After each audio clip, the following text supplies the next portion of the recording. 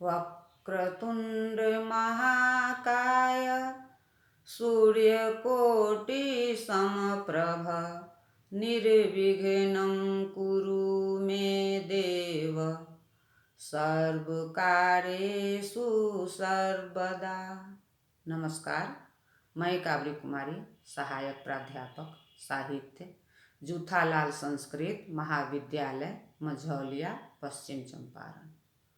आज शास्त्री प्रतिष्ठा एवं सामान्य के छात्रों के लिए अभिज्ञान शाकुंतलम के रचयिता महाकवि कालिदास का जीवन वृत्त बताने जा रही हूँ।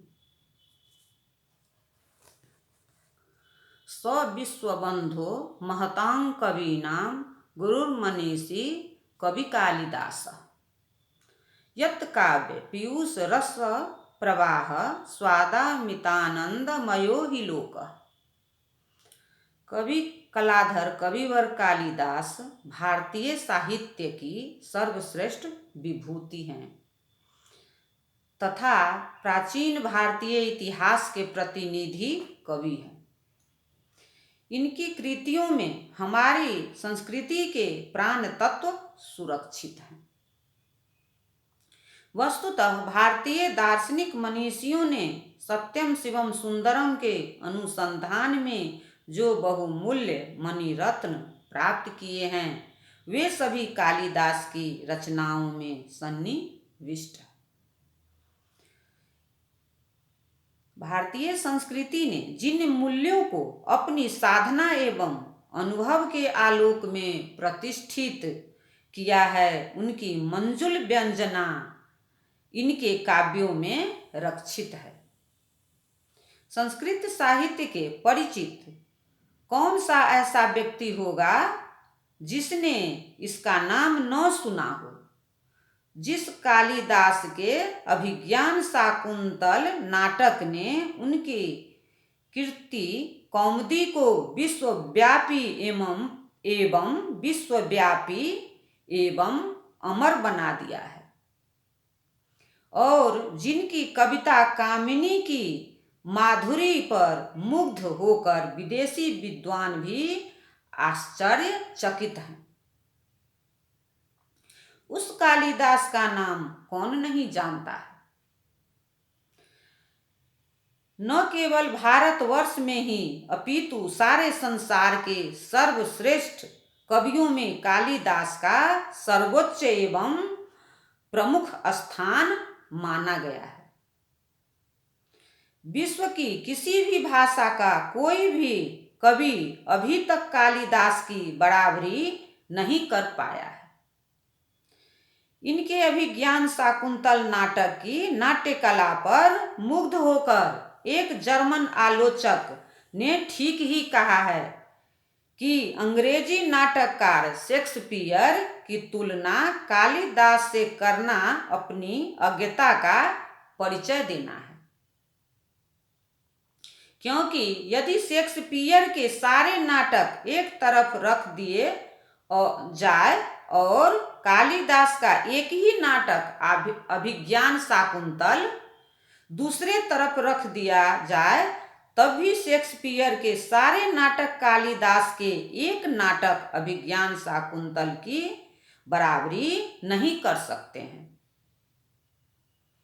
जर्मन भाषा में शकुंतला का अनुवाद देखकर महाकवि गेटे ने आनंद विभोर होकर इसकी प्रशंसा करते हुए कहा है कि यदि स्वर्ग एवं मर्त्यलोक को एक ही स्थान पर देखना हो तो शकुंतला को देखो।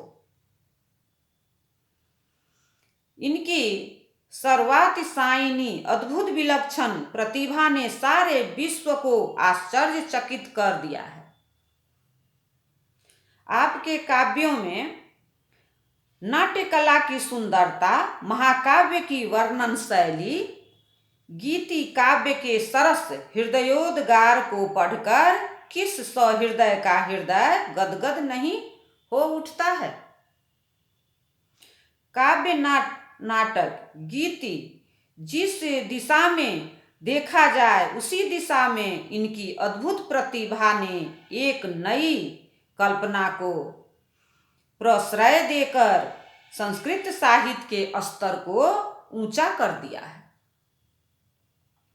इनके काव्यों में सरलता, प्रसाद गुण, संपन्नता, उपदेशप्रदता, धार्मिकता एवं भारतीयता का भाव कूट कूट कर भरा हुआ है। इसलिए संस्कृत साहित्य में इनकी बहुत बड़ी प्रतिष्ठा है। यद्यपि संस्कृत साहित्य के काव्य संसार में माघ, भारवी, श्रीहर्ष, सुबंधु, दंडी, बाणभट्ट, भास, भवभूति आदि बहुत से विद्वान हुए हैं, जिनकी कृति कौमुदी दिग दिगंतर में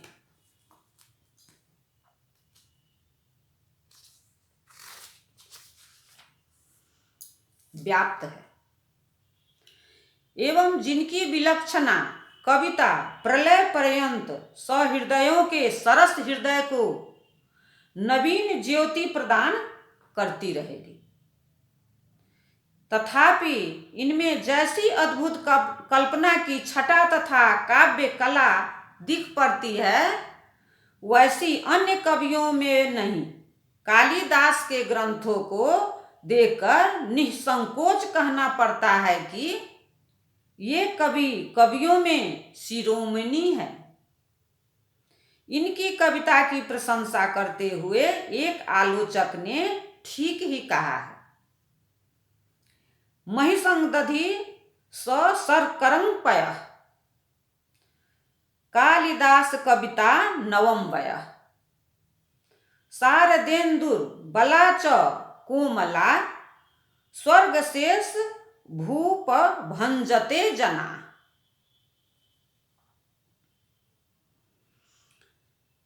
निर्गतासु न वा कस्य कालिदासस्य सुक्तसु, प्रीतिर्मधुर सांद्रासु मंजरी स्वीव जायते।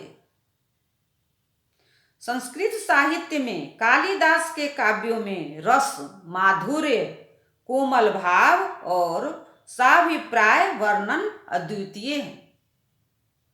इनकी अद्वितीयता के संबंध में किसी मर्मज्ञ आलोचक ने बड़े ही सुंदर कल्पना की है।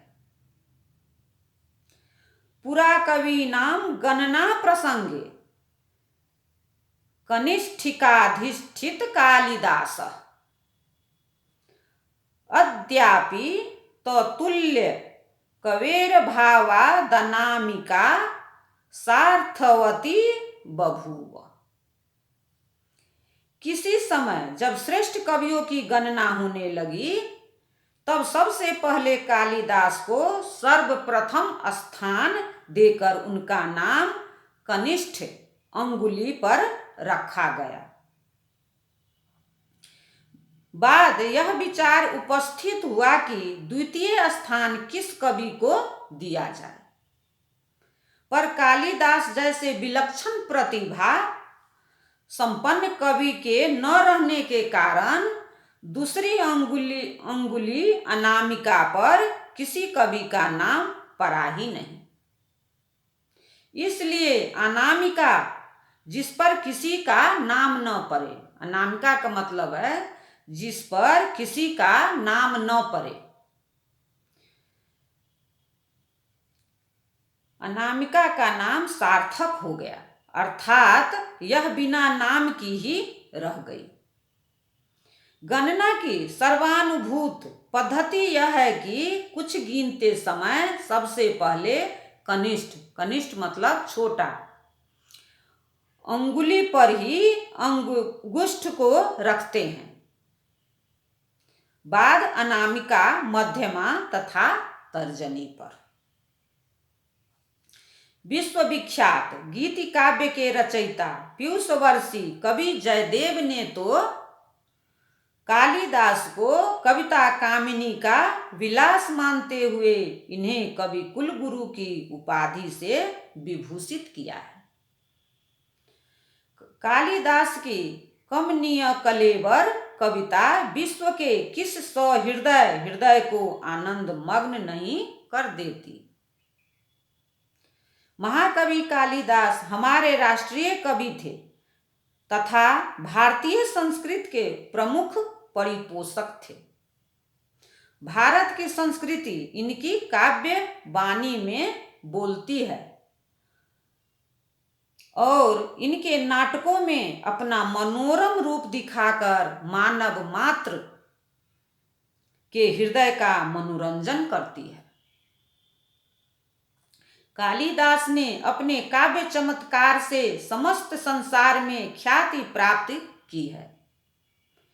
इनके काव्यों में पदलालित्य, रचना चातुर्य, कल्पना शक्ति, प्रकृति वर्णन एवं चरित्र चित्रण पढ़कर विश्व का प्रत्येक पाठक प्रफुल्ल हो उठता है। इनमें विचार गांभीर्य है, संसार का अनुभव है, बहुमूल्य सिद्धांत है। इनके पदों से उपदेश भी मिलता है और इनकी उक्तियां आज भी हमारा पथ प्रदर्शन करती है, हमारा पथ प्रदर्शन करती है। इनकी कविता में प्रसाद गुण की अगाधता, माधुर्य का मधुर सन्निवेश, कोमल कांत पदावली का प्राचुर्य, उपमा को अपूर्वता, अलंकारों की रमणीयता, छंदों की छटा और भाव सौष्ठ व पर्याप्त मात्रा में विद्यमान है। इनके काव्यों को जिस दृष्टि से देखा जाए उसी से काव्य कला की कमनीयता प्रकट होती है। इनकी कविता में सरस, सरल, सुबोध तथा सुंदर शब्द एवं भावों का साम्राज्य।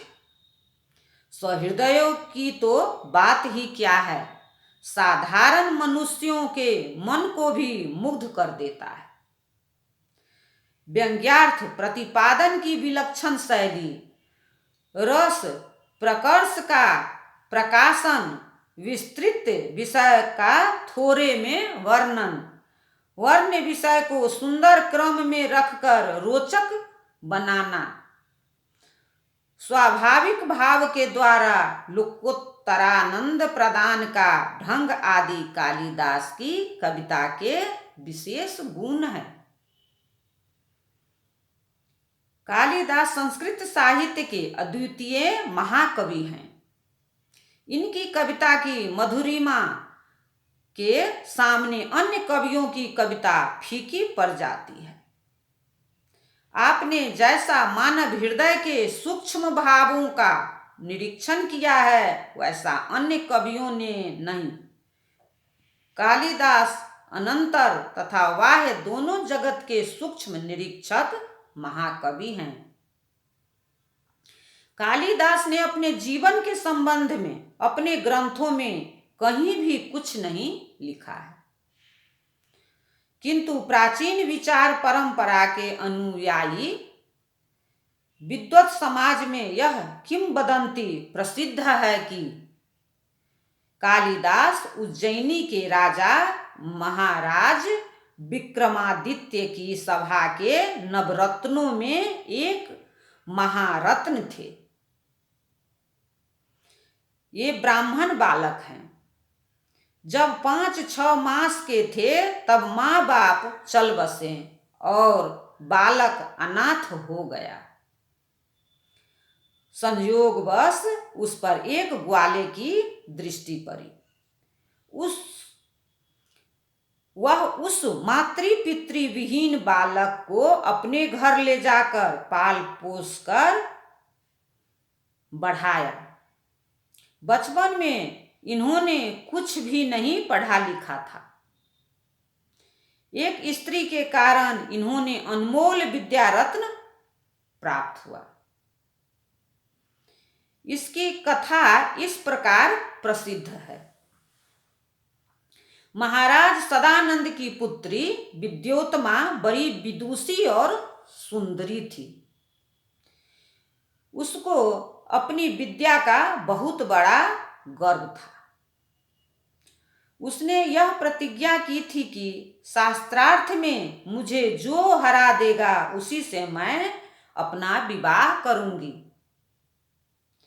उस राजकुमारी के रूप, यौवन और विद्या की प्रशंसा सुनकर दूर दूर से विद्वान आते थे, पर शास्त्रार्थ में उससे पराजित होकर चले जाते थे।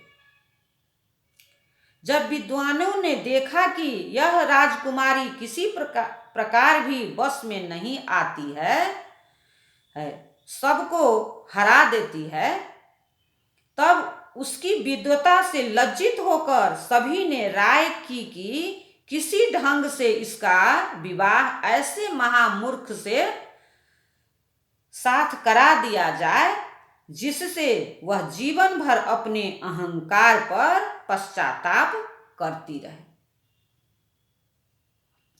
परिणाम स्वरूप वे लोग एक मूर्ख की खोज से पड़ गए। एक दिन कहीं रास्ते में जाते हुए देखा कि भेड़ चराने वाला एक आदमी पेड़ के ऊपर जिस डाल पर बैठा है उसी को जड़ से काट रहा है। विद्वानों ने उसे देखकर समझा कि ये बहुत बड़ा मूर्ख है, इसी से विद्योत्मा का विवाह हो जाए तो अच्छा है। बाद बड़े प्रेम से उसे नीचे बुलाया और कहा कि चलो हम लोग तुम्हारा विवाह एक राजकुमारी के साथ करा देंगे, पर देखना राजसभा में मुंह से कुछ भी नहीं बोलना, जो कुछ कहना वह इशारे से कहना। तो यह धोती, चादर, जामा और पगड़ी पहन लो, पंडित बनकर हम लोग के साथ चलो।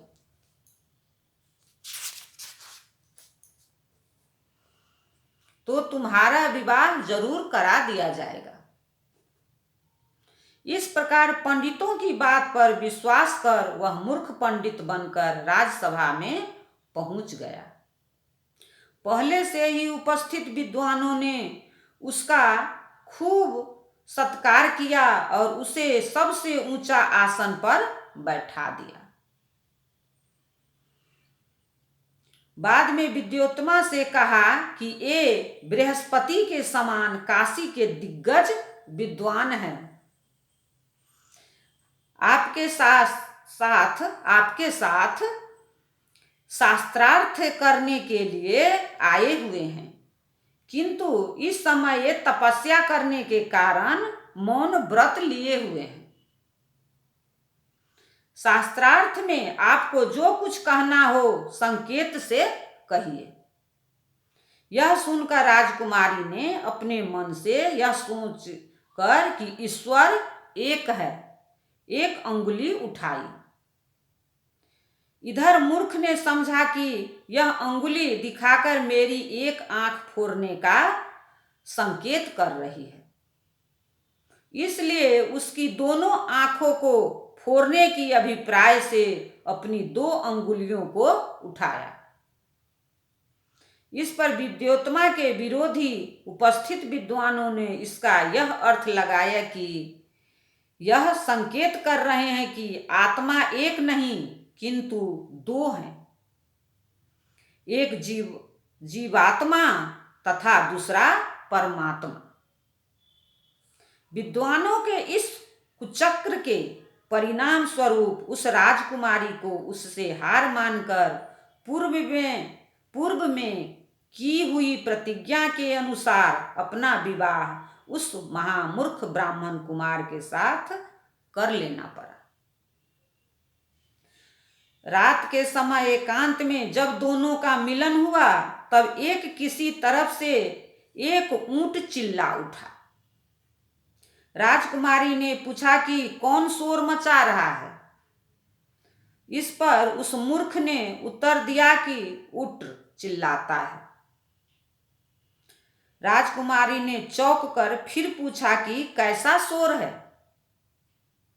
तब वह उष्ट के बदले उट बोलता है। ऐसा कहने लगा क्योंकि वह जन्म से महामूर्ख तथा उष्ट का शुद्ध उच्चारण कैसे कर सकता था। बाद विद्योत्मा को पंडितों की धूर्तता का पता चल गया। इस पर वह पश्चाताप करती हुई फूट फूट कर रोने लगी। बाद अत्यंत दुखी होकर उस मूर्ख को घर से बाहर निकाल दिया और कहा कि यदि तुम विद्वान होकर आओगे तो मेरे साथ तुम्हारा संबंध हो सकता है, अन्यथा नहीं। इस प्रकार भर्त्सना देकर विद्योपार्जन के लिए अनुप्रेरित किया। इधर वह मूर्ख भी इस व्यवहार से बड़ा ही लज्जित हुआ। पहले तो सोचा कि अपना प्राण दे दूं, फिर सोच समझकर विद्योपार्जन में परिश्रम करने लगा। भगवती काली की उसने बड़ी उपासना की। फलस्वरूप देवी की कृपा से थोड़े दिनों से वह एक ऐसा प्रभावशाली विलक्षण विद्वान हो गया कि जिसका नाम संस्कृत साहित्य तथा विश्व के इतिहास में अजर अमर हो गया। सच है सच्ची लगन से क्या नहीं हो सकता। सच है सच्ची लगन से क्या नहीं हो सकता है। यही है हमारे चरित नायक कविवर कालिदास, जो उपासना द्वारा भगवती काली की कृपा से अब प्रतिभा संपन्न महाकवि कालिदास के नाम से प्रसिद्ध हो गए।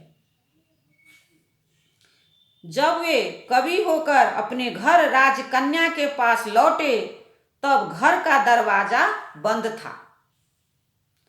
उसे खुलवाने के अभिप्राय से उन्होंने संस्कृत में कहा कि अनावृत कपाटम द्वारम देहि। तब विदुषी पत्नी ने प्रश्न किया कि अस्ति कश्चिद वाग विशेषः, आपकी वाणी में कुछ विशेषता आई। कालिदास की वाणी देवी के प्रसाद से निर्मल हो चुकी थी, इसलिए कवि ने अपनी पत्नी विद्योत्मा के प्रश्नभूत वाक्य के अंदर वर्तमान, अस्ति, कश्चिद और वाग इन 3 शब्दों से आरंभ करके 3 महाकाव्य बना डाले। अस्ति शब्द से आरंभ करके अस्तयुत्तरस्यां दिशि देवतात्मा कुमार संभव महाकाव्य की रचना की, और कश्चित शब्द से आरंभ करके कश्चित कांता विरह गुरुना मेघदूत खंड काव्य,